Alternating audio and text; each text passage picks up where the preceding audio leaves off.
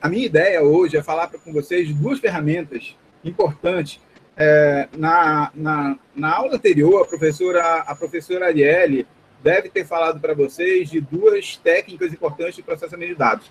A parte de classificação de imagens e deve ter tocado também a parte de mosaicagem, que são dois ferramentais importantes tanto para fotogrametria quanto para sensoriamento remoto, como geotecnologias, mas que podem ser usadas tanto para planejamento quanto para infraestrutura, principalmente quando a gente quer fazer mapeamento em grandes escalas de uma região, de um município, por exemplo, de uso e ocupação do solo, de diferentes tipos de materiais a serem coletados para pavimentação, por exemplo.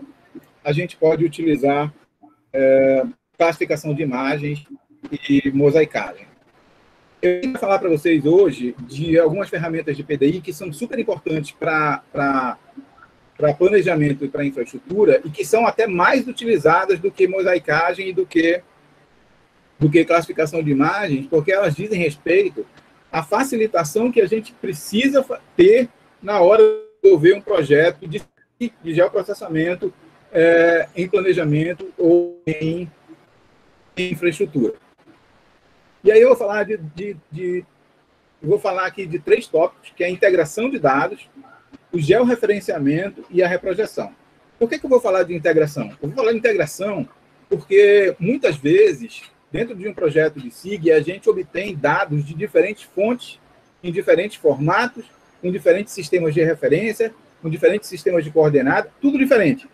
E aí eu preciso colocar tudo dentro da mesma panela, que nesse caso a panela é um SIG, para poder trabalhar. Como eu não vou poder trabalhar, eu tenho que integrar esses dados, eu vou ter que fazer uma compatibilização cartográfica entre esses dados, convertê-los para trabalhar todo mundo no mesmo sistema de referência, no mesmo sistema de coordenada, homogeneizar esses dados cartograficamente falando para poder trabalhar no mesmo. Ok. Essa ferramenta que faz isso de geoprocessamento, todo bom SIG tem isso, ela chama uma ferramenta chamada de reprojeção, onde eu escolho geralmente um sistema de referência e um sistema de coordenada que é aquele que os meus dados foram coletados e compatibilizo todos os outros àquele que eu escolhi como referência. E aí a gente vai ver a ferramenta de reprojeção. A segunda é a parte de georreferenciamento, que é uma técnica onde a gente atribui coordenadas geográficas, projeções cartográficas, coordenadas topográficas, coordenadas em geral, do espaço geográfico para uma imagem que não tem coordenadas. Uma imagem que é uma imagem raster, mas que as coordenadas dela são coordenadas de tela, no caso, coordenadas de XY. A gente faz, geralmente, uma imagem raster representada por uma matriz, onde cada pixel é um ponto, é uma área, é um pixel que representa uma posição dessa matriz de linha-coluna, e eu posso associar esse pixel com uma posição geográfica no espaço. Esse trabalho é chamado de georreferenciamento. Por que isso é importante? Por que uma coisa e outra são importantes para engenheiros de transporte? Porque quando a gente está trabalhando, por exemplo, num projeto, muitas vezes a gente obtém informações atualizadas que não estão georreferenciadas. Eu pego um mapa, eu escanerizo uma imagem, eu faço o download de uma imagem matricial, mas sem coordenadas, por exemplo, uma imagem do Google Earth Pro, e aí eu estou com a minha imagem, eu estou visualizando as feições, essa imagem contém as deformações inerentes ao seu processo de captação, ou seja, ela tem deformações, e além de ter deformações que eu ainda não consegui corrigir, porque toda imagem, tanto de sensoriamento remoto quanto de fotogrametria, elas contêm deformações, porque ela só está em verdadeira grandeza no seu eixo principal. Nas laterais, ela tem uma deformação geométrica, eu preciso corrigir isso para que ela fique em verdadeira grandeza e eu tenho uma projeção ortogonal. Além disso, as coordenadas da minha imagem são coordenadas puras e simples, XY, coordenadas de tela, de pixel.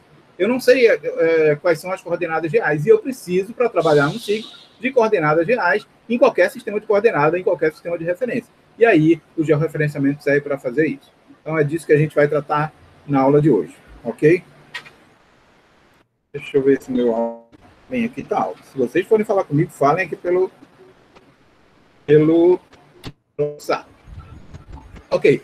Vamos só aqui falar um pouquinho, e eu vou repetir isso quando a gente estiver falando de SIG, de representações do espaço. Ainda agora eu toquei que a gente trabalha em geoprocessamento com sistemas de informação geográfica, que são as ferramentas computacionais que a gente usa, programas de SIG, software de SIG, para realizar essas operações no espaço geográfico. Em trabalhando com SIG, em trabalhando com geoprocessamento, a gente trabalha no modelo de layers. Cada um desses layers é uma camada que representa um determinado aspecto do espaço geográfico que é de meu interesse estudar. Por exemplo, alguém de planejamento pode estudar o arruamento da cidade. Pode estudar que seria uma camada de linhas ou de polilinhas, por exemplo. Pode estudar o sistema semafórico da cidade, que seria uma camada com pontos vetoriais, assim como a camada de linhas também é vetorial. Poderia ter uma camada com as parcelas definidas, como os lotes urbanos relacionados com o uso e ocupação do... Aqui tem uma igreja, aqui é residencial, aqui é comercial, aqui é educacional. Pronto. Eu tenho 3 camadas diferentes, uma de pontos, uma de linhas e uma de áreas, uma de polígonos. As 3 são camadas vetoriais, estão trabalhando no espaço geográfico, mas como camadas vetoriais. Assim como é vetorial também uma camada que vem em formato DWG, por exemplo, do CAD. Ok? 3 tipos, três tipos de feições diferentes de um mesmo formato de imagem. Imagens vetoriais que representam o espaço geográfico com seus diferentes feições. Ok. Mas se eu quiser trabalhar, por exemplo, com um mapa de relevo do terreno, um mapa de 3D do terreno, um modelo numérico do terreno, esse não é mais um mapa, não é mais uma imagem vetorial. Ela é uma imagem matricial, onde cada pixel representa a altitude ortométrica ou a cota do terreno. É uma imagem em formato contínuo, representada por pixels, e nesse caso os pixels representariam aí a intensidade ou a altura, ou a elevação, ou a altitude ortométrica, ou a cota de cada ponto no terreno.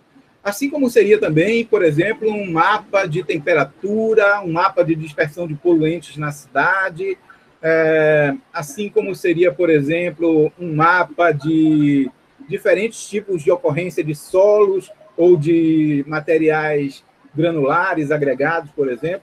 Tudo isso são camadas em formato matricial, que a gente chama de formato raster, que também representam diferentes aspectos. Embora seja diferente do formato vetorial, ela também representa diferentes aspectos e feições do espaço geográfico, mas nenhuma dessas, nem a raster, nem as vetoriais,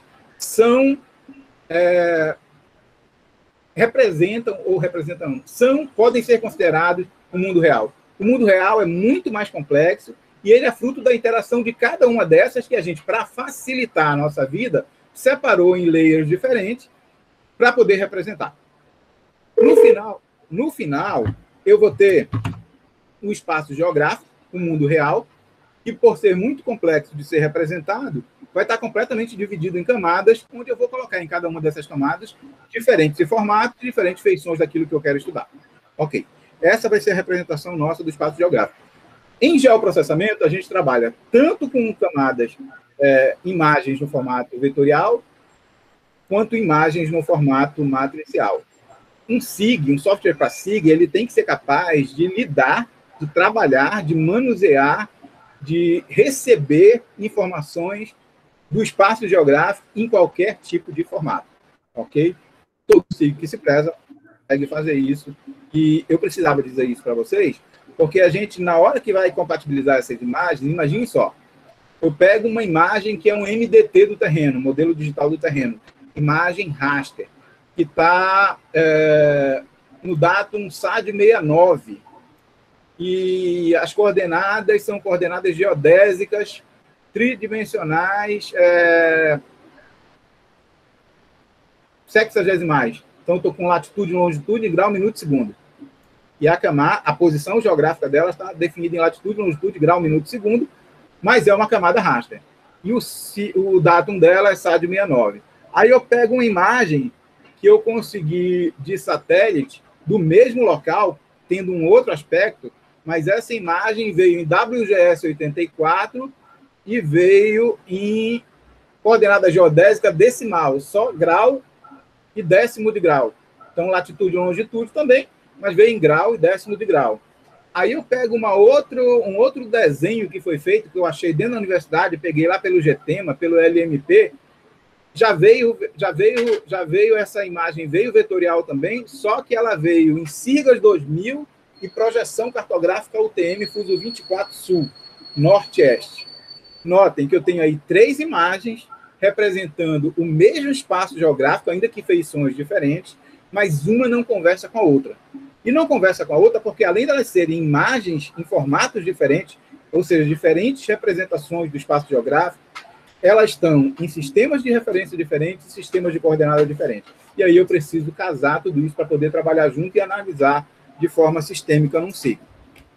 Bem, entendido isso, uma forma da gente fazer isso são as chamadas transformações geométricas, que nada mais são do que tentar retirar das imagens que possuem deformações, e quase todas as imagens possuem deformações, fruto do seu processo de aquisição, fruto do seu processo de manuseio, fruto do tempo demandado, elas têm deformações.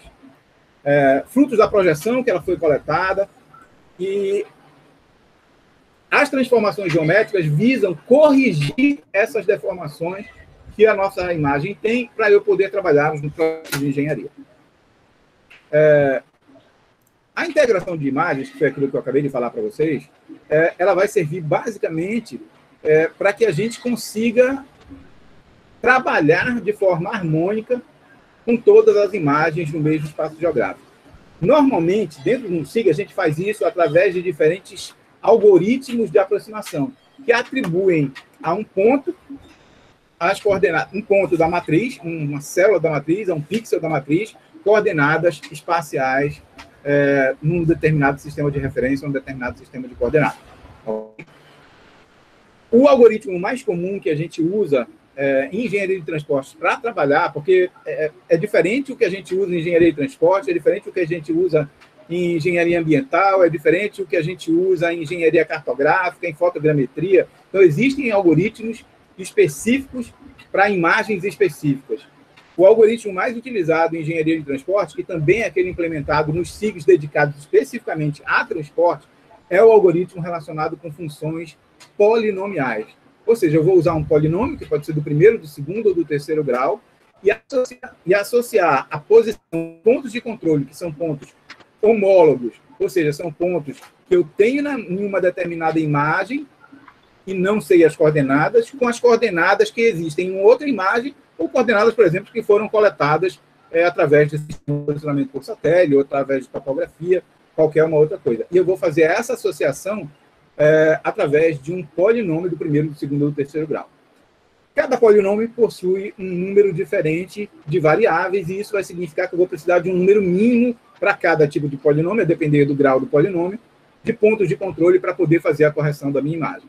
Queria dizer para vocês que imagens matriciais são imagens pesadas. Vocês devem estar lidando com isso, ou ter lidado com isso, no trabalho que a Arielle passou para vocês de classificação. Normalmente, a gente trabalha com máquinas que têm um processador gráfico integrado, dedicado especificamente ao processamento com memória RAM dedicada, com capacidade de processamento de imagem, pela quantidade de informações que vai ser trabalhada. Isso não serve só para fotogrametria, serve para fotogrametria, como aquela que o Fábio falou, aqueles trilhão de pontos para criar aquela nuvem, serve para imagem e sensoramento remoto orbital, e serve para a gente estar trabalhando no SIG na hora que a gente vai também fazer a integração de imagens. Isso significa que quanto melhor for o processador de vocês, se vocês tiverem uma placa de vídeo dedicada, um processador gráfico dedicado, quanto mais memória RAM vocês tiverem, melhor vai ser, e mais rápido e mais eficiente vai ser o processamento desses dados, que requerem um hardware específico, com características boas para processamento de imagens. Tá certo?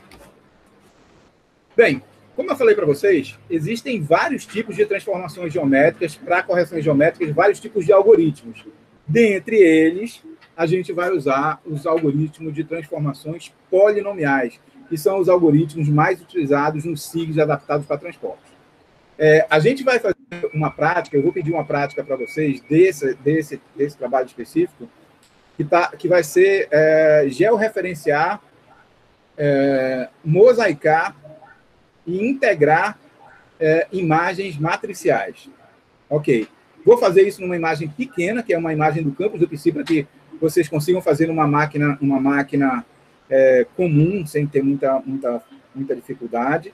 Mas os algoritmos que trabalham com isso dentro dos SIGs adaptados de transporte, eles só têm as transformações polinomiais. E aí a gente vai usar as transformações polinomiais para isso. Softwares específicos, como o Envy, como o software, o Pix4D, para fotogrametria, para o próprio software que a Arielle usou para vocês, do INPE, eles são softwares que já têm implementado aí tanto o modelo de similaridade, o algoritmo de afim ortogonal, ele tem outros algoritmos, mas que demandam um custo computacional maior do que o que a gente vai precisar nas transformações polinomiais. Então, a gente vai fazer o nosso feijão com arroz aqui, que é o que as nossas máquinas aguentam, sem laboratório específico para isso. Pois bem, vamos entender aqui. Vocês falaram comigo, né? E eu ignorei completamente vocês.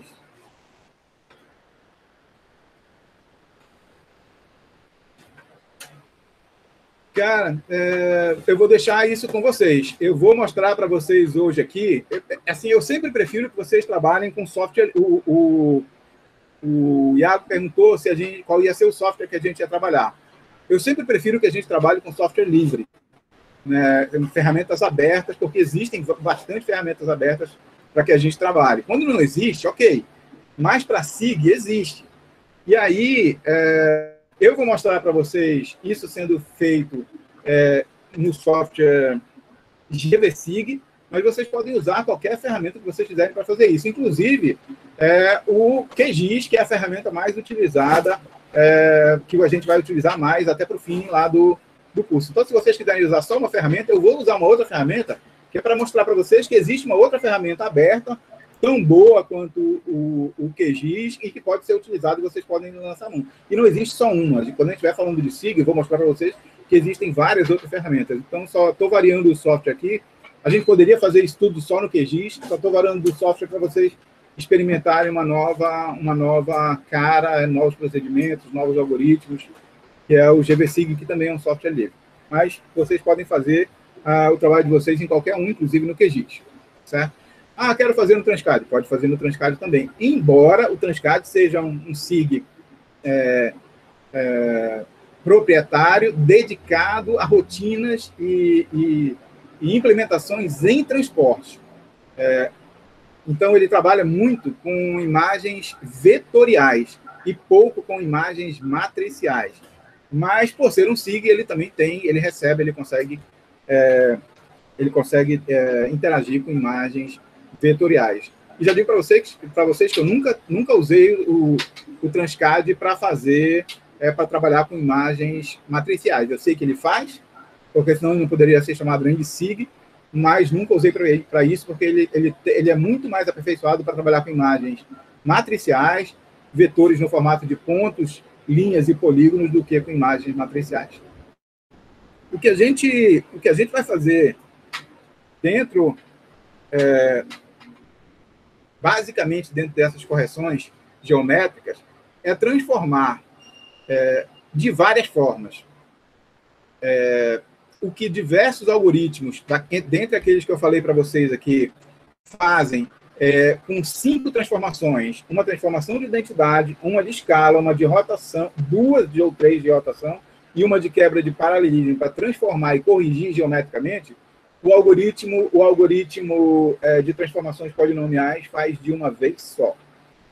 Por isso ele tem um custo computacional menor, embora ele seja menos preciso do que a maioria dessas outras técnicas. Então, o que a gente vai pegar uma imagem que está deformada, embora a gente olhe para a imagem e veja o contorno dela todo regular, no final a gente vai obter uma imagem com um polígono todo irregular, mas essa imagem irregular é que está corrigida. E a inicial era que estava toda empenada, torta, fuleiragem.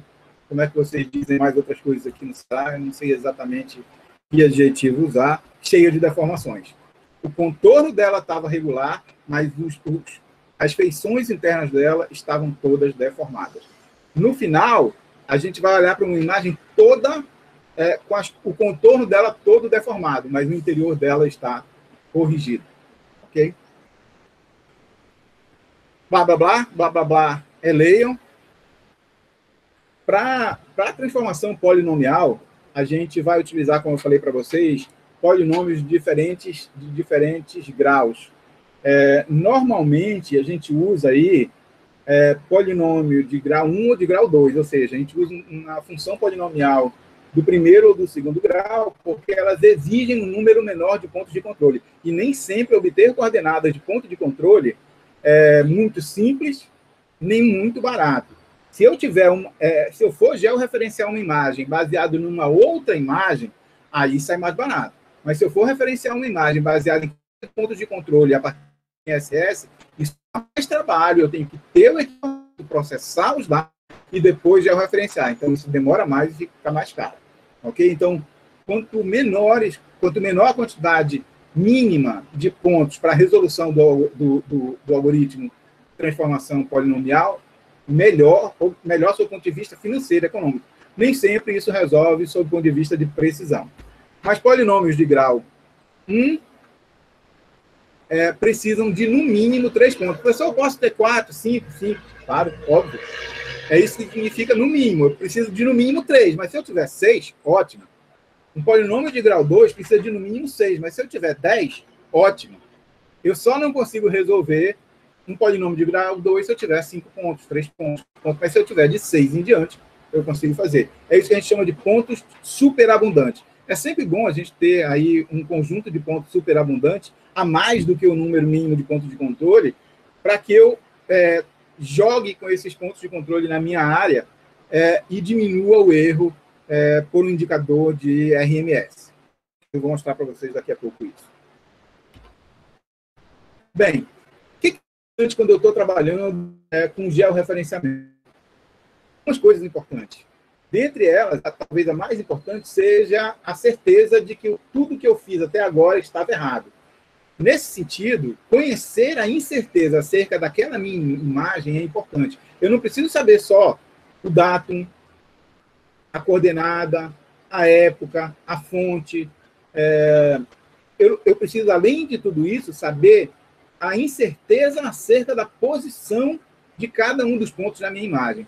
Se eu souber o PEC da imagem, PEC é um indicador da cartografia, tem uma norma de cartografia só específica sobre o PEC, é padrão de exatidão cartográfica.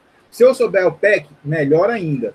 Se eu não souber, eu posso coletar alguns pontos de controle no campo e depois conferir, determinar as coordenadas e conferir essas coordenadas na minha imagem. E aí eu posso atribuir a qualidade dessa imagem. Pois bem, isso é importante. Por quê? Porque na hora que eu ajusto, que eu georreferencio uma imagem com coordenadas que eu não tenho certeza se elas de fato têm aquela posição, eu estou embutindo um erro no georreferenciamento da minha imagem. A minha imagem vai ficar com coordenadas reais, só que aquelas coordenadas reais vão estar tão incertas quanto as coordenadas de origem que serviram para georreferenciar. Do outro lado, de forma antagônica, também não adianta nada eu ter um receptor de tripla frequência ISS, top, né? O top do top da tecnologia, ir para o campo, ao ponto, ficar 1 hora, 2 horas lá, vir para cá, processar o melhor que há, o supra-sumo, a Coca-Cola, a cocada preta, tem uma coordenada de precisão milimétrica. Eu olho para a minha imagem, não sei posicionar, encontrar a posição onde aquela coordenada super precisa está na imagem. Não adiantou nada. Porque eu tenho uma coordenada muito precisa, só que eu não consigo encontrar esse ponto na minha imagem. Então, tem um ponto de equilíbrio aí entre a melhor coordenada, a coordenada mais precisa, exata, e eu conseguir definir com melhor exatidão esses pontos na minha na minha imagem trabalhada. Deu para entender aí, né, gente? Hoje está um pouquinho pior do que os outros dias, porque agora eu não consigo nem ouvir vocês.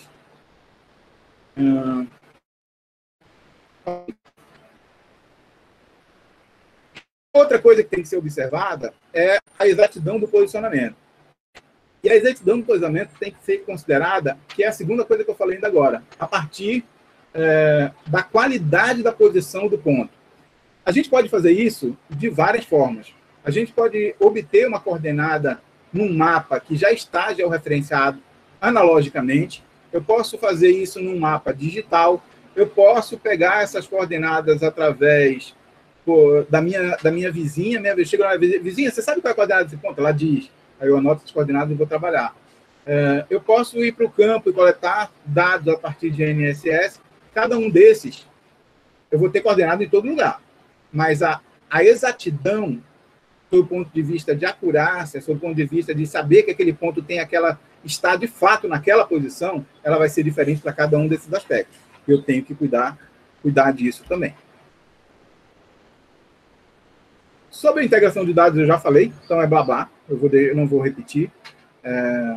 É super importante para eu compor uma base de dados consistente, atualizável, que represente de fato o mundo real, que esses dados sejam integrados de forma mais harmônica possível.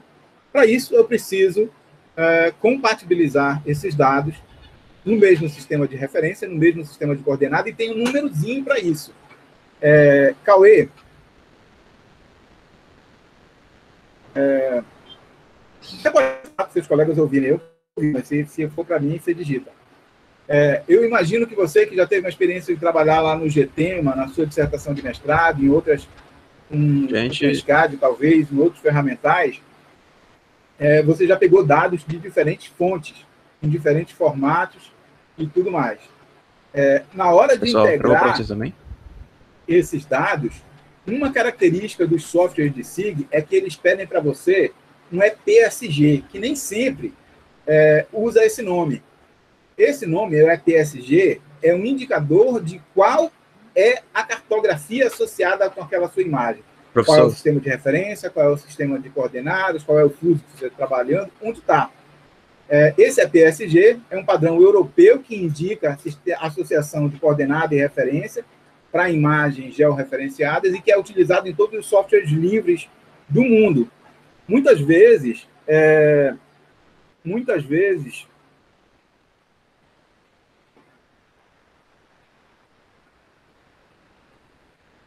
eita, que coisa boa.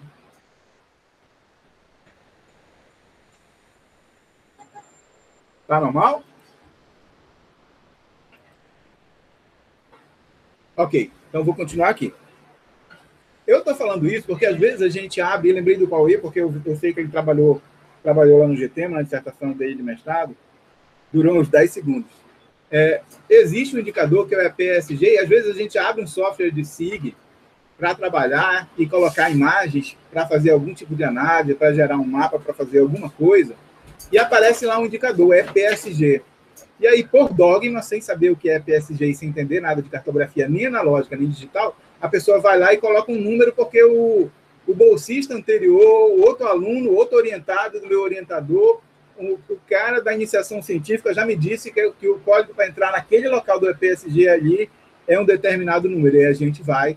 Então, eu preciso saber qual é o EPSG para compatibilizar tudo isso, e eu vou ensinar isso para vocês também daqui a pouco. Você teve esse problema, Cauê, quando você foi trabalhar lá com SIG, ou alguém aí que já eu acho que a também falou que já tinha trabalhado com SIG. Eu não sei se o João trabalhou com SIG na dissertação de mestrado deles. Eu não tive esse problema, mas eu já estava mais ou menos orientado de tipo, Travou de novo. Eu estava mais orientado o que era o EPSG aí, gente, eu vou fazer um negócio aqui.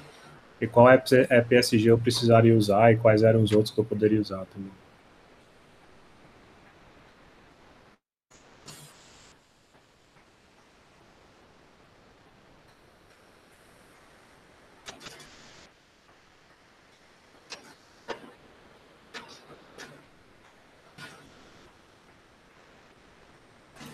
Como é que vocês estão me ouvindo, hein? Estamos ouvindo bem. Sim. Eu acho que vocês nunca tiveram uma aula minha tão ruim quanto essa, né? Ah, é? Tá certo.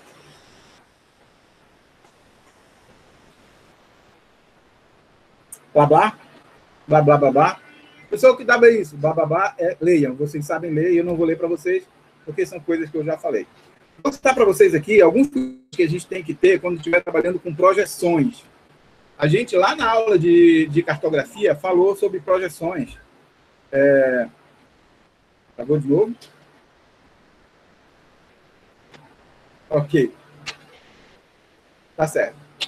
A gente falou de projeções, eu falei para vocês de projeções, defini projeções cartográficas, falei que a gente tem projeção cartográfica de diversos tipos, cônicas, planares, azimutais, cilíndricas, que cada uma dessas tem características diferentes e que cada uma delas também tem deformações diferentes. Às vezes em ângulos e distâncias, às vezes só em ângulos, às vezes só em distâncias, às vezes em tudo. E falei que a projeção cartográfica oficial da cartografia brasileira é a projeção cartográfica UTM. Falei que a UTM é importante porque ela tem coordenadas planas, frutos de uma projeção cilíndrica transversal, e em metros, que são coordenadas em grandezas que a gente consegue pensar, raciocinar bem em engenharia. É difícil a gente pensar em coordenadas angulares e quantificar a distância, a área, quando a gente dá as coordenadas angulares, mas quando a gente dá coordenadas relacionadas em metro, a gente pensa e trabalha muito melhor nos nossos projetos de engenharia. E a gente pode, inclusive, compatibilizar melhor com dados que vêm da topografia, por exemplo. Pensando assim, muitas vezes, em engenharia de transportes, a gente trabalha com projeção cartográfica UTM. Tem um particular dos alunos do Petran, dos alunos de Fortaleza, dos alunos do Ceará, que eu vou falar aqui, que é o seguinte: vocês, nós que moramos aqui no Ceará, somos muito abençoados em relação à posição do Estado sob o ponto de vista de fusos UTM. O Estado do Ceará inteiro, eu já falei isso para vocês, ele está contido dentro de um único fuso. Não existe nenhum dos 184 municípios, nenhum pedacinho dos 184 municípios do Estado do Ceará que esteja fora do fuso 24. Isso é muito bom. Por que isso é muito bom? Porque eu não tenho as complicações que existem, por exemplo, em municípios do estado do Piauí. O Piauí, além de ter aquele clima polar, né, aquele clima aprazível de Teresina, que à noite, no ar-condicionado, no máximo, a gente consegue acordar todo suado. Brincadeira, viu, pessoal do Piauí? Se tiver alguém assistindo, legal. Belém também é pior do que isso. Ele tem municípios que estão, exatamente, que estão separados no limite de dois fusos UTM, o fuso 23 e o fuso 24. Isso faz com que uma cidade, um ponto de uma determinada cidade, ele tenha uma coordenada plana num determinado fuso e uma coordenada plana completamente diferente em outro fuso.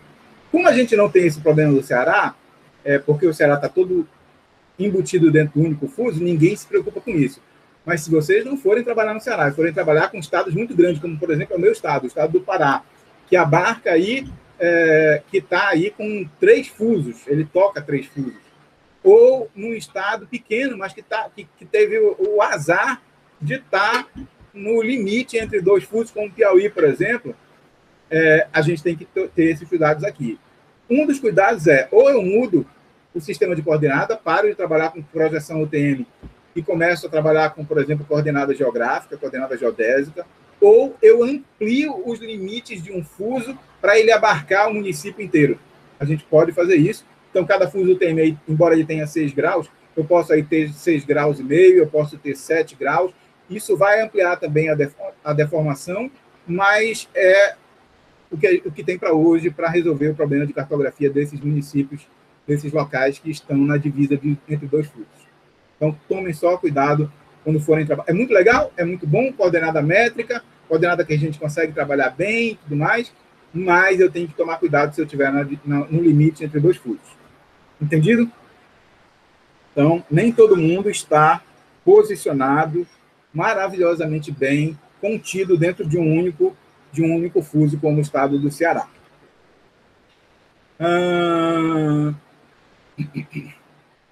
Por que mesmo que eu preciso fazer correção geométrica de imagens?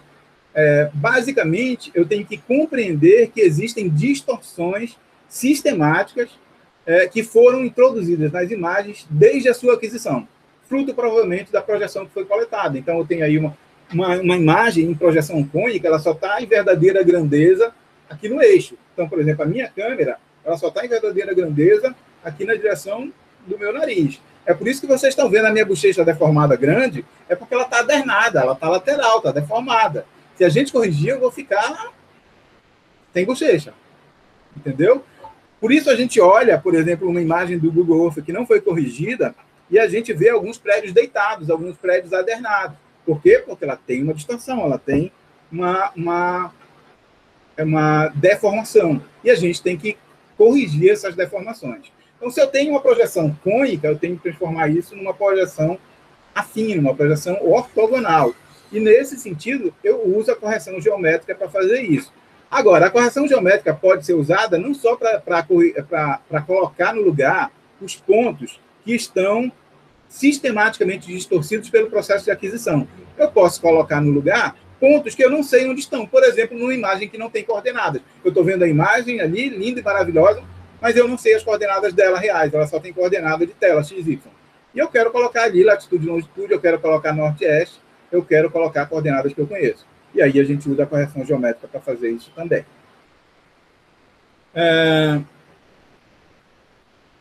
Duas coisas para pensar. O modelo que a gente vai utilizar, ou seja, o algoritmo que eu vou utilizar, e eu já falei para vocês que a gente vai utilizar por uma questão de software e de hardware. A gente vai utilizar o modelo polinomial para fazer isso. E a segunda coisa é a obtenção de pontos de controle. A qualidade e exatidão posicional dos pontos de controle que a gente vai utilizar. Então, prestem atenção nisso, porque isso vai influenciar diretamente a correção que a gente vai fazer. Pode ser que a gente faça uma correção que distorça mais ainda a imagem. Por quê? Ou porque eu utilizei um algoritmo errado, ou porque eu utilizei pontos de controle errado, ou porque eu utilizei pontos de controle certo e posicionei esses pontos no lugar errado, ou porque as coordenadas dos pontos de controle estavam erradas, estavam imprecisas, estavam incertas. E aí tudo isso vai, ao invés de corrigir, vai deformar a minha imagem. Ok? Tem um monte de gente maluca por aí trabalhando com imagem deformada, achando que está corrigida, pega pontos de controle ao léu, eu vou mostrar para vocês daqui a pouco, que eu mesmo fiz isso agora de propósito, só para mostrar para vocês como é que fica. Nem sei se já acabou o processamento, mas estou aqui processando. Como é que a gente faz isso? Eu posso fazer isso associando cada pixel que está numa posição de linha coluna da minha imagem com as coordenadas geográficas, por exemplo, ou com as coordenadas do TM, mas eu posso fazer isso também associando um pixel com coordenadas que eu colocar lá, não de uma imagem, mas coordenadas que eu coletei, por exemplo, de ponto GPS. Todos os softwares permitem que a gente faça as duas coisas. A gente vai usar o modelo polinomial, blá, blá. Blá, blá, blá. Onde é que eu vou pegar os meus pontos de controle? Isso também é importante. Depois que eu escolhi o algoritmo, escolhi o algoritmo polinomial, escolhi definir se eu vou usar um polinômio do primeiro, do segundo ou do terceiro grau, isso também já fecha para mim qual é o mínimo de pontos de controle que eu vou precisar. Eu preciso fazer a associação das feições com coordenadas com a imagem que eu tenho para ser corrigida. Identificar essas feições na minha imagem com pontos homólogos é super importante.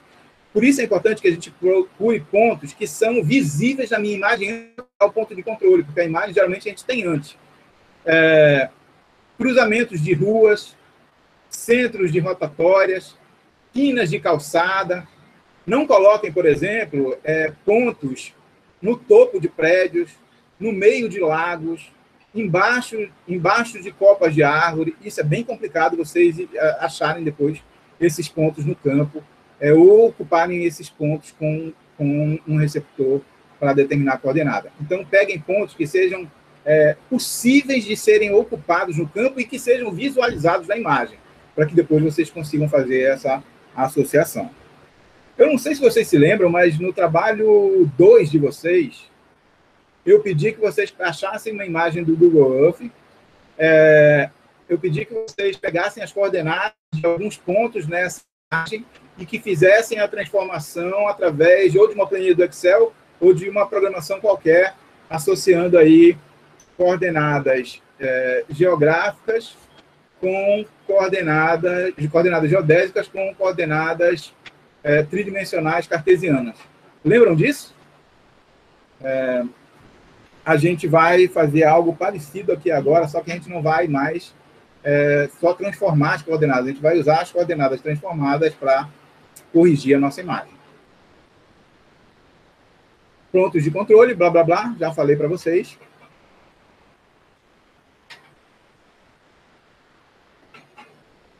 Bem, o que tem agora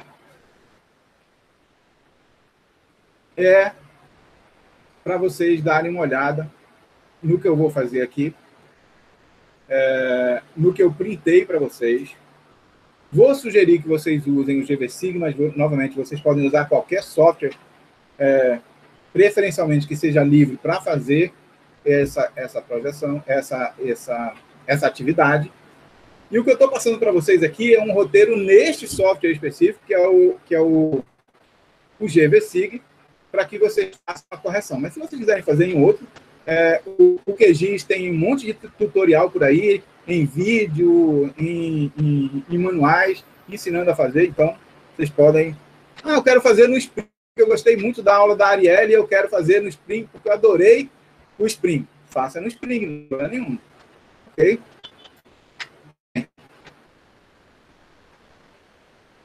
Como a gente vai fazer a correção métrica, o georreferenciamento, com referência cartográfica, ou seja, passando coordenadas conhecidas de uma imagem para uma outra imagem. Normalmente isso acontece quando a gente tem uma imagem que está defasada. Imagine que eu tenho uma imagem da cidade que é de 1996. Depois eu tenho uma outra imagem de Fortaleza que é de 2021. Mas a de 2021 não tem coordenadas, a de 1996 tem coordenadas. Mas tem muitos pontos que já estavam em 96 e que também estão em 91. Eu posso pegar as coordenadas dessa imagem e passar para essa, dessa imagem e passar para essa. Então, isso a gente chama de com referência cartográfica. Ou eu posso fazer a correção geométrica, o georreferenciamento, sem referência cartográfica. Eu pego a imagem só, que não tem coordenadas reais, e associo a ela um arquivo de coordenadas que foram obtidas, por exemplo, através de GNSS, topografia. A coordenada do ponto que a vizinha me deu, qualquer coisa. Agora, eu vou falar mal de mim mesmo. Porque eu tenho um problema chamado paciência. Paciência é uma deficiência genética minha. É algo que não veio no meu DNA. Então, eu não sou paciente. Ódio quando alguém me diz assim, calma, fica tranquilo.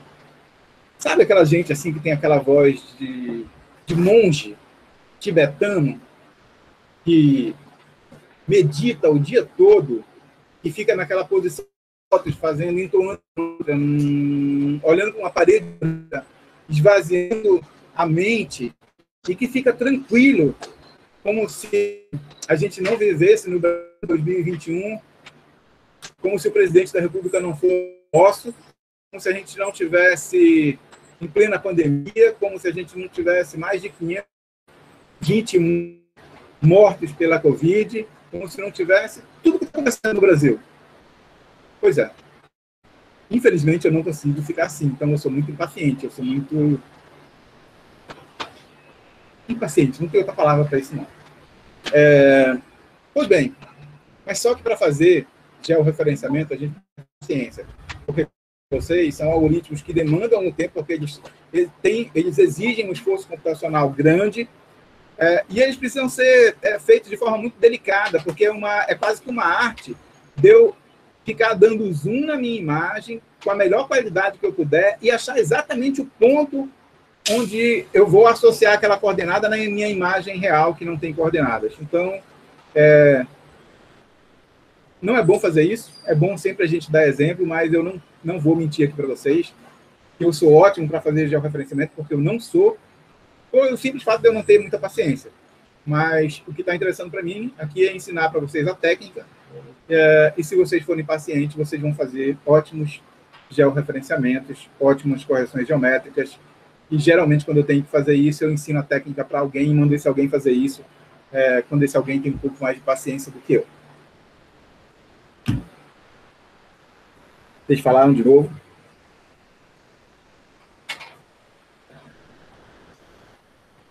Não, são duas coisas diferentes. São duas coisas diferentes. Eu já sou muito mais tolerante do que paciente.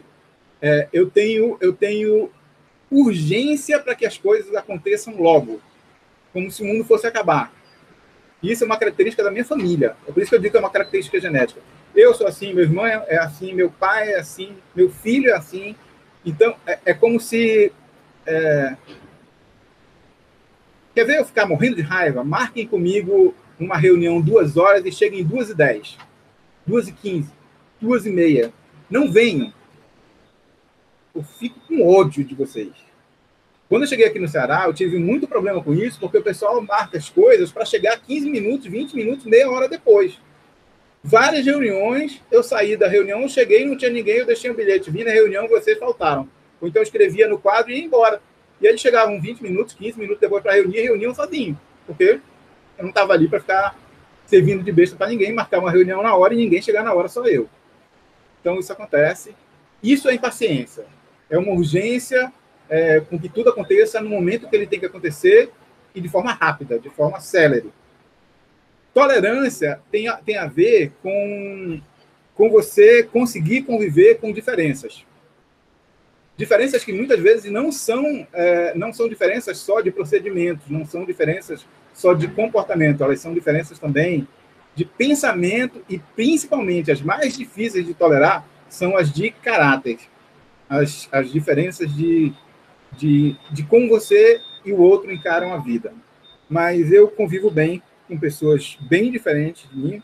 Eu, graças a Deus, nunca quis que ninguém fosse igual a mim, não quero espelhos, até porque bonito igual eu vai ser difícil nascer outra. Eu sou cheio de defeitos, então não quero espelhos, não quero ninguém repetindo as mesmas cacas que eu faço. E eu convivo bem com diferentes. Eu só não gosto que ninguém fique me obrigando a ser igual a ele. Você ser igual você quer ser, beleza, legal, joinha, mas tudo bem. Chegue na hora da reunião. Diga que vai entregar um relatório um dia entregue. Cumpra o prazo do que você tem que fazer. Seja responsável por aquilo que você se comprometeu. Aí, isso, para mim, isso é paciência. Aquele pessoal que tem aquela vozinha de oh, meu filho, não sei o que. Gente, eu já vou me dando logo uma agonia. Vai botar de bater na costa dele? Não tem o dia todo para explicação. Né? É desse jeito. Bem, eu não sei se eu já disse isso para vocês, mas nunca e sempre são duas palavras para serem usadas com muito cuidado, com muita parcimônia. Mas aqui eu vou deixar uma dica que inclui as duas palavras para vocês, o sempre e o nunca. O sempre é que vocês sempre prestem atenção no EPSG e na compatibilização das imagens que vocês estão utilizando se forem trabalhar com geoprocessamento. E o nunca nunca georreferencie alguma imagem utilizando um sistema de referência, um sistema de coordenada de uma outra imagem, diferente, outras referências. Isso vai provocar... vocês não vão estar sabendo. A imagem de vocês vai até parecer que está bonitinha, mas as coordenadas não vão representar em momento nenhum a realidade. Então, tomem bastante cuidado na hora de fazer isso. Só para terminar, eu vou mostrar para vocês aqui, vai ficar na apresentação, vocês vão ver algo sobre o GVSig, que é um primo irmão do QGIS, e eu vou mostrar o GVSig só por uma única razão, porque o GVSig é o único software de SIG que copiou copiou é muito feio, que se inspirou no software para SIG proprietário mais utilizado no mundo, que é a família ArcGIS. Então, a família ArcGIS, além de ter sido o primeiro software para SIG do planeta, e o mais utilizado comercialmente para várias finalidades, ele é um software proprietário, é muito bom, existem vários pacotes, com várias extensões, com vários preços, você tem aqui e ali, você dá para ele atualizar, mas é proprietário. E aí o GVSIG é um sistema de informação geográfica, é um software para SIG, que foi desenvolvido com aporte financeiro da União Europeia, pela Universidade de Valência, na Espanha. Ele usa um protocolo internacional do OGC dentro de tudo dele, e todos os softwares livres para SIG conversam entre si, seus bancos de dados, suas programações e até extensões, bancos e bibliotecas de extensões podem ser usados em diferentes SIGs, porque eles têm a mesma padronização. Ele funciona em Mac, em Linux, em Windows, em várias plataformas diferentes. E é livre, é gratuito. Agora, software livre tem um problema, de vez em quando ele dá um bug, ele trava. É isso, porque ele é atualizado periodicamente. Eu deixei aqui para vocês o link. Vocês poderiam fazer isso no Google, mas eu deixei aqui para vocês o link para que vocês, se quiserem, possam baixar o GVSIG, mas como eu já disse antes, vocês podem fazer isso em qualquer software de SIG. Como ele é atualizado periodicamente, assim como o QGIS também o é, assim como o software do INPE também o ele é o que tem a maior velocidade de atualização periódica. Isso significa que não existe muito tempo entre o lançamento de uma versão e o lançamento da próxima versão para que eles façam muitos testes de estabilidade no software. Isso faz com que toda vez que eu pegar a última versão, essa última versão ela sempre vai estar mais bugada do que a versão anterior, porque ela já vai estar mais estável com isso. Bem, a primeira coisa é saber qual é o sistema de informações, qual é o sistema de referência, o sistema de coordenadas que você vai utilizar para atribuir coordenadas à tua imagem que você não tem. Ok? Então, normalmente a gente usa os sistemas de referência oficial e o sistema de coordenada oficial do IBGE. Então, a gente usa siglas 2000 como datum e a gente usa aí ou latitude e longitude ou a gente usa a projeção cartográfica UTM, que são as projeções do sistema de coordenadas oficial do Brasil, ok? Então, atenção às coisas. Então, o sistema de projeção, o sistema de coordenada, o fuso UTM que eu vou trabalhar, a zona UTM que eu estou trabalhando, qual é o datum, qual é a escala da minha imagem e qual é a resolução da minha imagem. Ou seja, se eu pego uma imagem de sensoramento remoto, eu quero saber qual é o pixel, aquele GSD lá. Eu quero saber qual é o tamanho do pixel da resolução espacial da minha imagem. Certo? Às vezes a gente não sabe. Pois bem, a segunda coisa é... Vamos fazer, gente? É mais ou menos isso. Essa tela, nem sei se era essa, mas eu vou só para vocês. Não mudou muita coisa de um para o outro, muda aqui e ali, muda uma cor, muda um negócio aqui e ali. Mas basicamente o que vocês vão fazer é, se forem baixar o GVSIG, ele é fácil de instalar, ele é rápido de instalar, ele é gratuito. Eu instalei na minha máquina, ainda agora levou uns 15 minutos para fazer a instalação, reiniciar e tudo mais. Ele vem em português e espanhol. A versão que eu tenho aqui é 2.5 alguma coisa. Basicamente, ele tem uma interface parecida com o sistema ArcMap do ArcGIS. Você aqui tem 3 interfaces para trabalhar. A vista, onde você coloca os layers, as camadas vetoriais e matriciais. As tabelas, que você coloca aqui o seu banco de dados tabular, em formato que está associado ao espaço geográfico nas suas camadas de linha. E o mapa, onde você cria produz os mapas, os documentos cartográficos oriundos das análises que vocês fizerem da interação entre o banco de dados tabular e as imagens matriciais vetoriais que vocês tiverem. A gente cria uma nova, cria uma nova vista, dá um nome para essa vista e modifica as propriedades do EPSG. Ó, tá bem aqui, ó. Deixa eu ver se eu consigo botar um ponteiro a laser. Bem aqui, ó. O EPSG, que é o grupo europeu de observação que mapeou todas as combinações de sistemas de coordenadas e sistemas de referência possíveis no planeta e atribuiu para cada um deles um número. Por exemplo, esse 23030 é o EPSG correspondente à Europa, na região da Espanha, lá em Valência.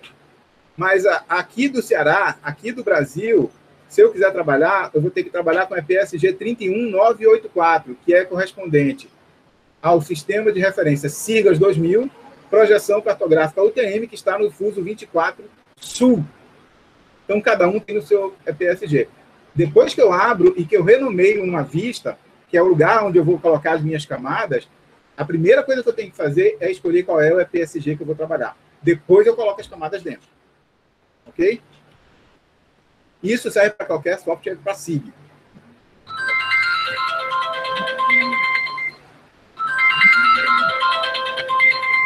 Gente, o que eu faço para matar a Clélia?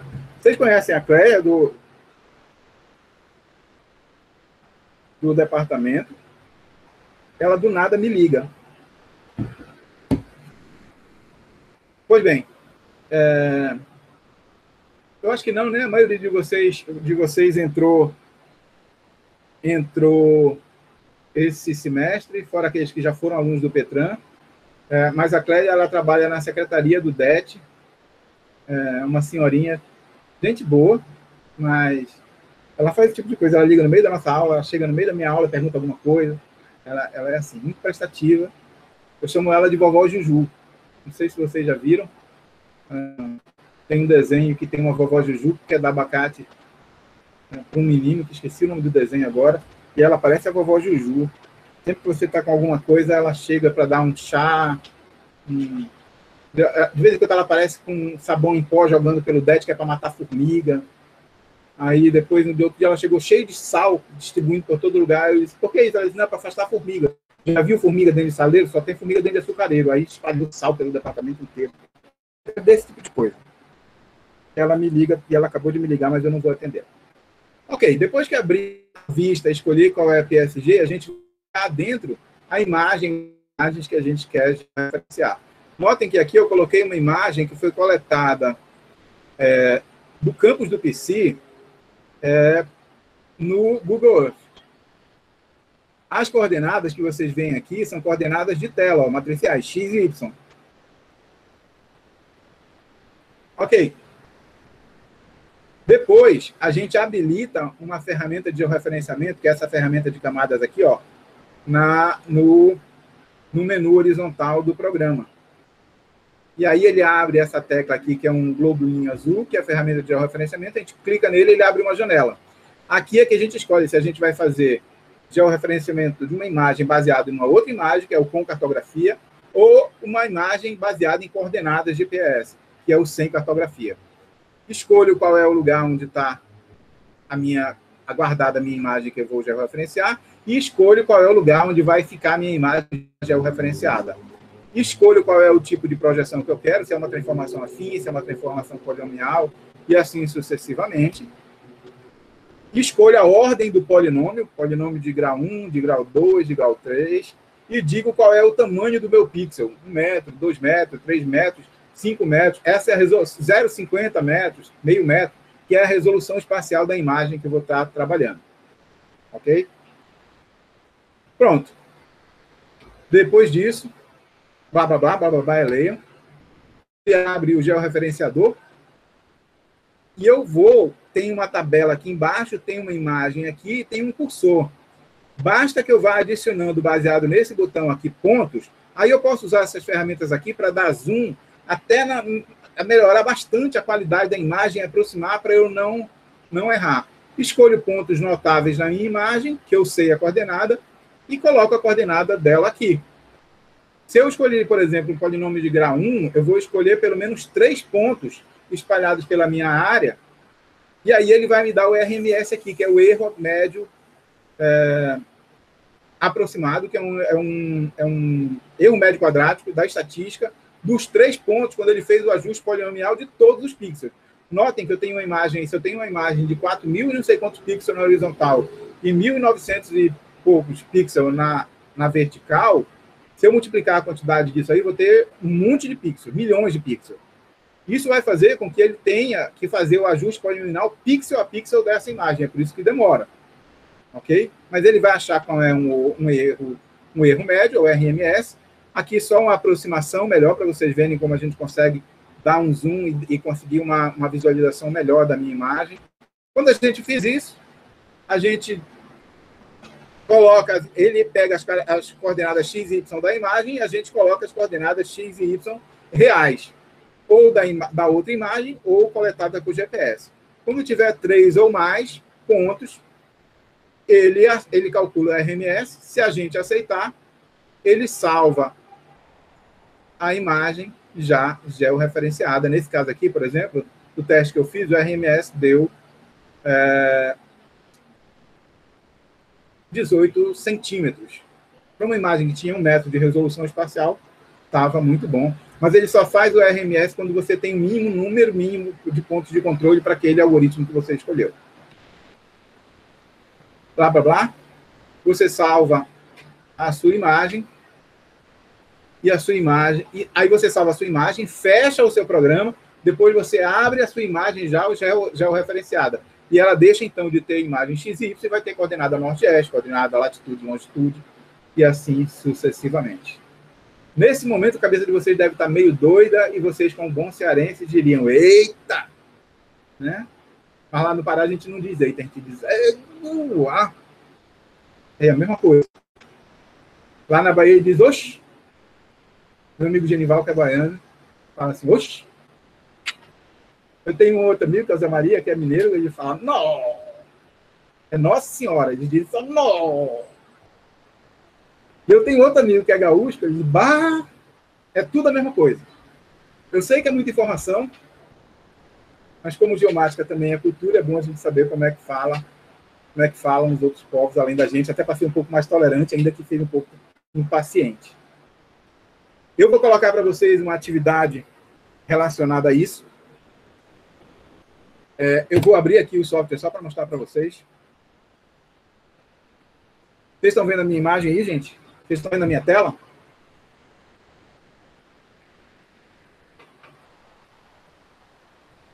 Responda aí no...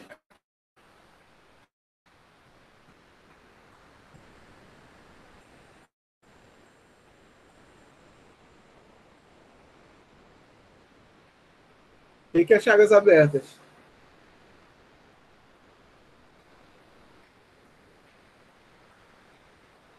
Ok. Ok. Essa aqui é a tela do GVSig. Eu vou fechar isso aqui para que vocês vejam o que eu vou fazer. Eu vou descartar as alterações e vou abrir novamente para que vocês vejam o que eu fiz. Depois, eu instalei aqui, ele vai, na hora que você instala, ele pergunta se você está trabalhando, qual é o sistema operacional que você está trabalhando, se Windows, qual é o Windows, se é Linux, se é Mac, qual é a versão que você está trabalhando, e aí ele faz uma série de atualizações e instala. Esse aqui é a versão 2.5.1.3046. Eu não sei por que tem tantas versões, mas tem. Essa foi a que eu baixei ainda agora, não sei se é a última, mas baixei ainda agora. E ele vai dando umas coisinhas aqui, umas coisinhas ali, vai colocando outros algoritmos. Ele trabalha tanto com imagens matriciais quanto com imagens vetoriais. É um software bem completo.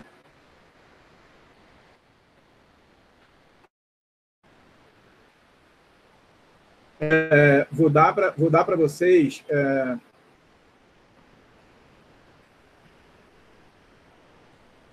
Vou dar para vocês 3 semanas. Que é exatamente acabar lá a nossa parte de GPS. Porque quando acabar a nossa parte de GPS, vocês já tem que ter entregue esse, que é para dar o tempo de vocês entregarem o de GPS e depois o final, que é o seminário. Ok? Então, hoje, a partir de 3 semanas, é na última semana de julho.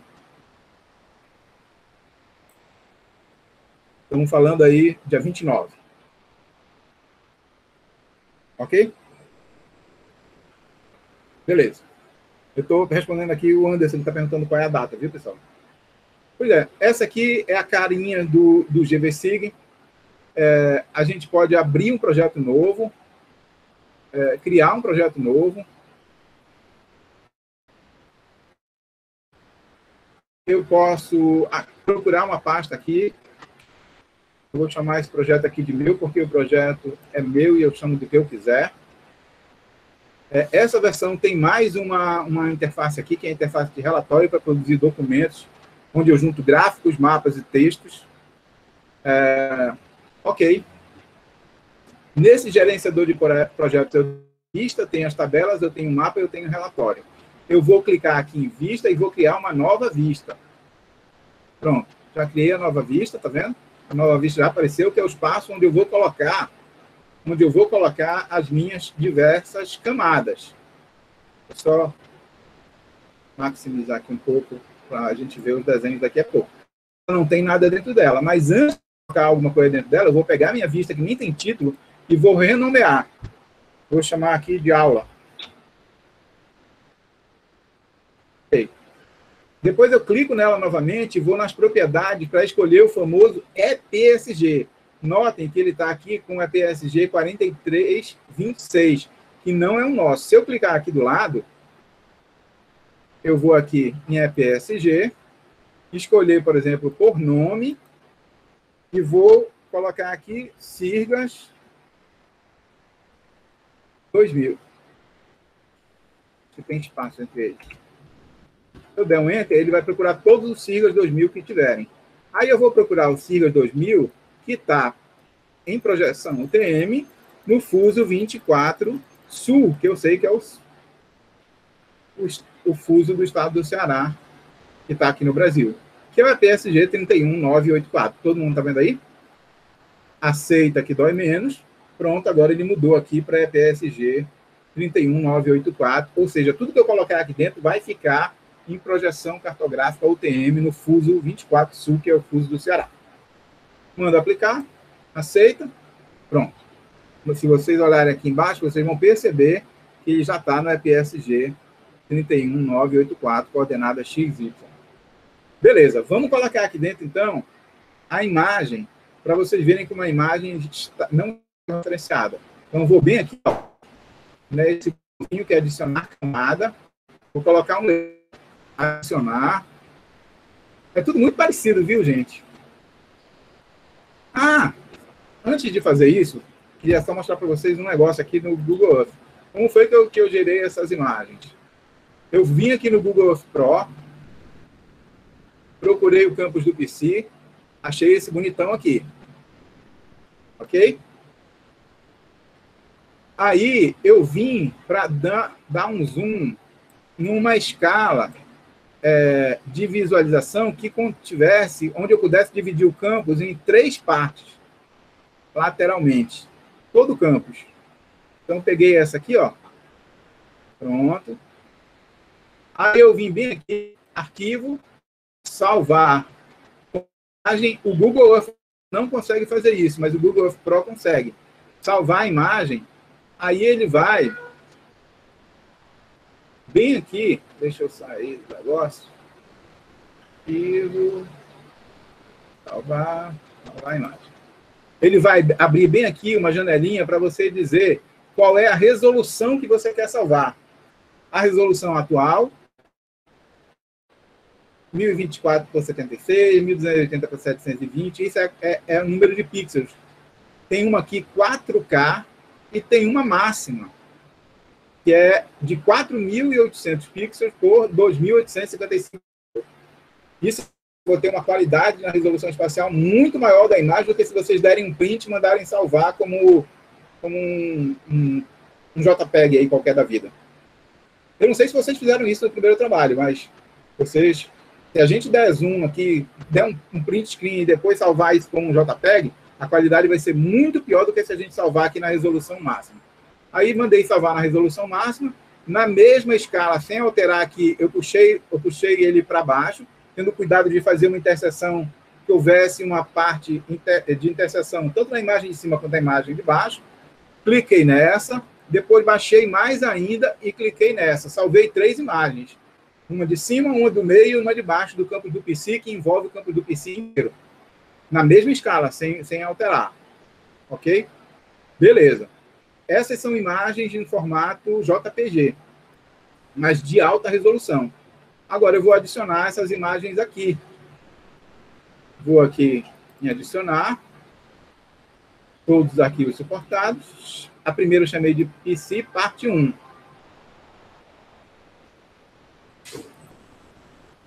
Olha aí. Coloquei dentro do SIG a minha imagem da parte de cima. Agora eu vou colocar outra. Vou adicionar outra camada. Mesma coisa. Só que eu vou pegar a parte 2.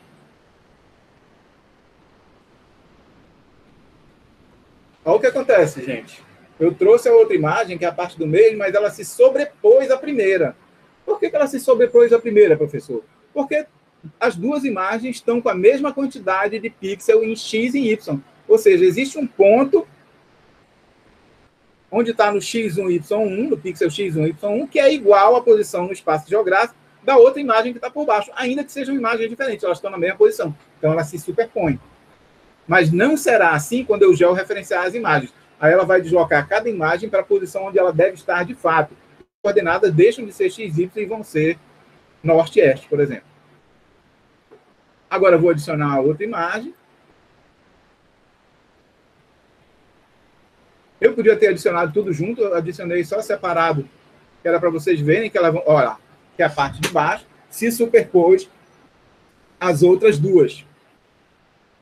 Ok? Elas estão aqui. Se a gente for andando com o mouse aqui embaixo, vocês vão perceber que as coordenadas são coordenadas em pixel de x, y, com aquela resolução que eu coloquei lá. Ok. Aí a gente vai bem aqui.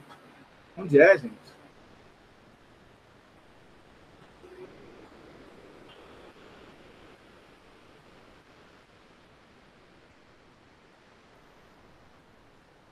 Bem aqui, ó.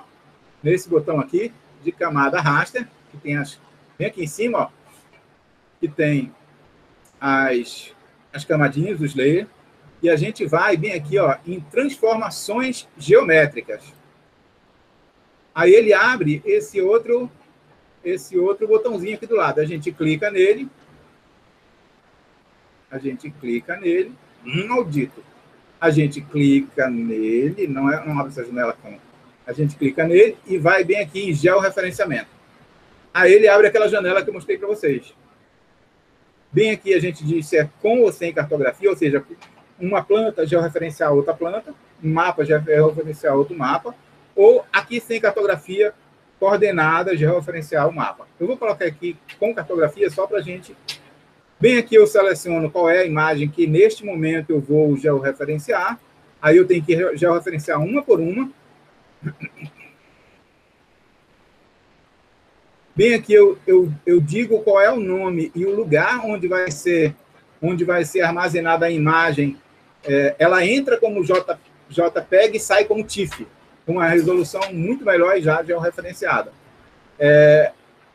Qual é a imagem final? Escolho a transformação polinomial e digo aqui qual é o grau do polinômio. Se eu quero uma função do primeiro, do segundo ou do terceiro grau.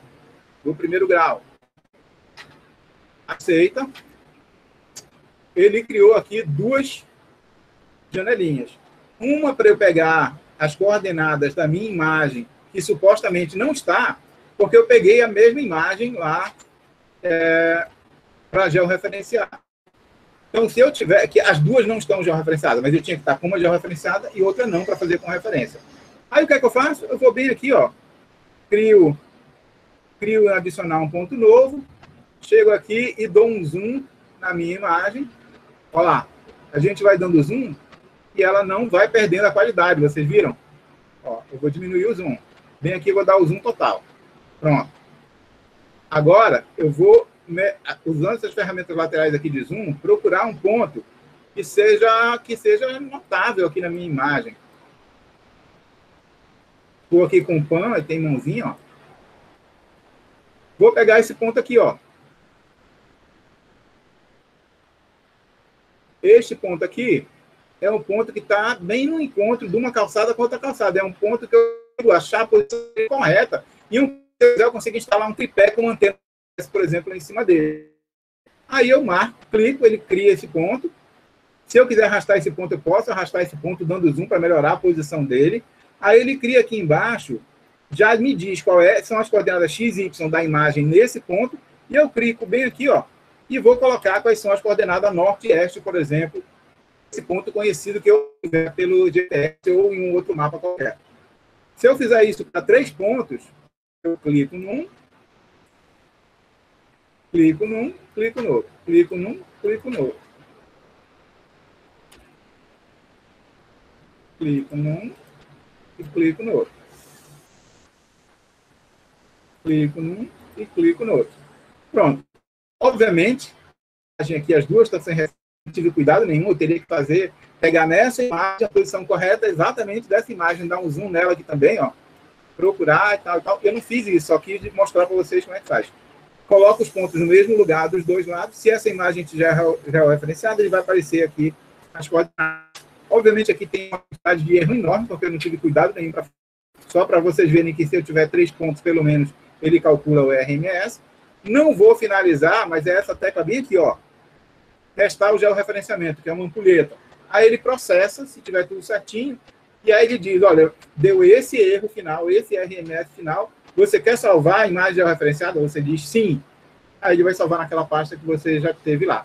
Você fecha tudo isso. Isso demora um pouco, viu, gente? Vai depender da máquina. E se vocês têm ou não um processador gráfico, demora uns bons minutos aí, 15, 20, 30 minutos, para ele processar.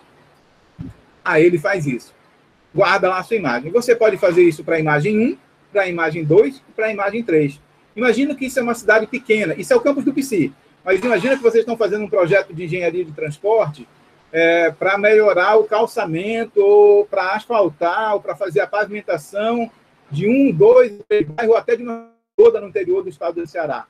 E o prefeito não tem uma imagem de sensoriamento remoto daquela cidade. Você não tem como fazer o projeto porque ele não tem uma base cartográfica. Você pega no Google, seleciona as imagens, a mesma coisa, georreferencia, depois você junta, através de um processo de mosaicagem, as 3 imagens. E aí você vetoriza em cima o arruamento todo, e aí você já vai conseguir fazer o seu projeto, sem ter comprado imagem nenhuma. Deu para entender? Por isso que eu disse que isso é importante para que vocês saibam fazer isso, para ajudar vocês. Uma outra coisa que eu queria dizer para vocês é o seguinte. Imagina, vou fechar aqui agora, vocês já viram mais ou menos como é que funciona. Funciona mesmo. Aceitar.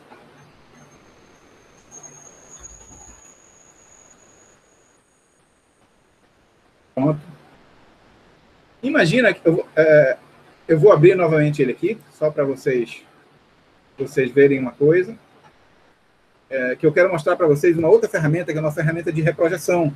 Essa é importante para que vocês compatibilizem as fontes de dados de entrada que vocês vão trabalhar, por exemplo, na dissertação de vocês. Digamos que vocês peguem uma uma base cartográfica do GTEMA, vocês peguem uma outra base cartográfica que está lá na ETUFOR, peguem uma outra base cartográfica que está na MC, peguem uma outra base cartográfica que veio lá do IBGE. Cada uma delas está com uma fonte diferente representando o espaço geográfico de Fortaleza, por exemplo, ou de Calcaia, ou da região metropolitana de Fortaleza. O que vocês poderiam fazer era compatibilizar tudo isso. E existe uma ferramenta para fazer isso, que é uma ferramenta chamada de reprojeção. E é no mesmo lugar aqui para fazer. Eu vou só adicionar uma camada aqui.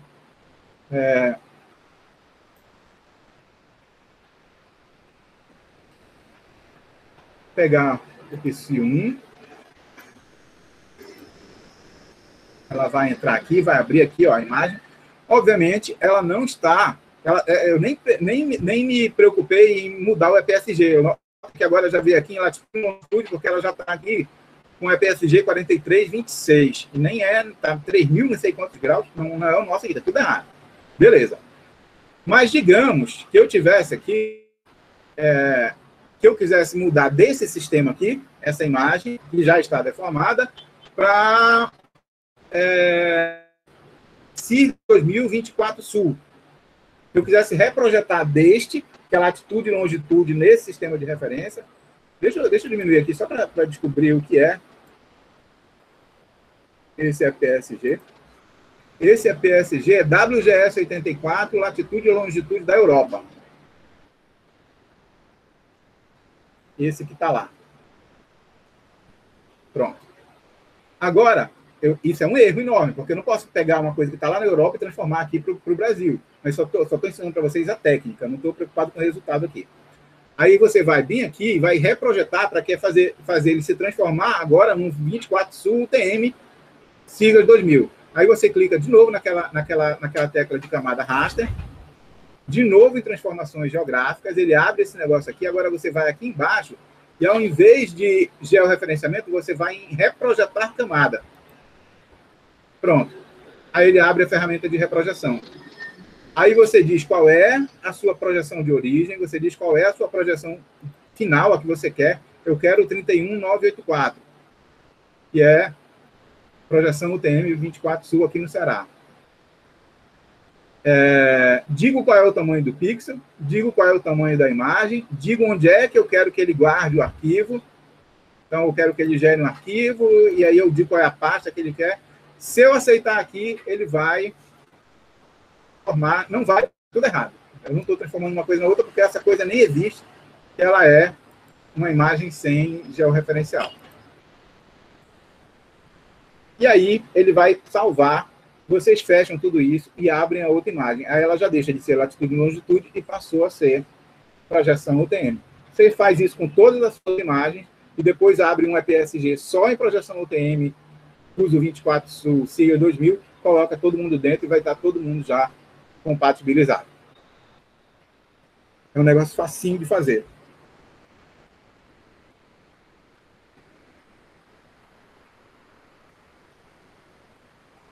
Tudo que eu tinha para falar para vocês hoje era isso. Agora você já tem 4 ferramentas importantes de PDI.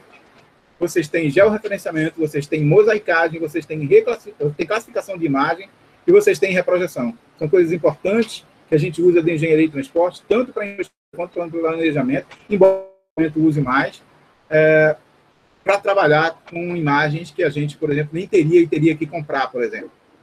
Isso que a gente fez aqui com imagens do Google Earth Pro, a gente pode também baixar imagens se a gente tiver, por exemplo, o Yahoo Maps, do Bing, do Nokia Here.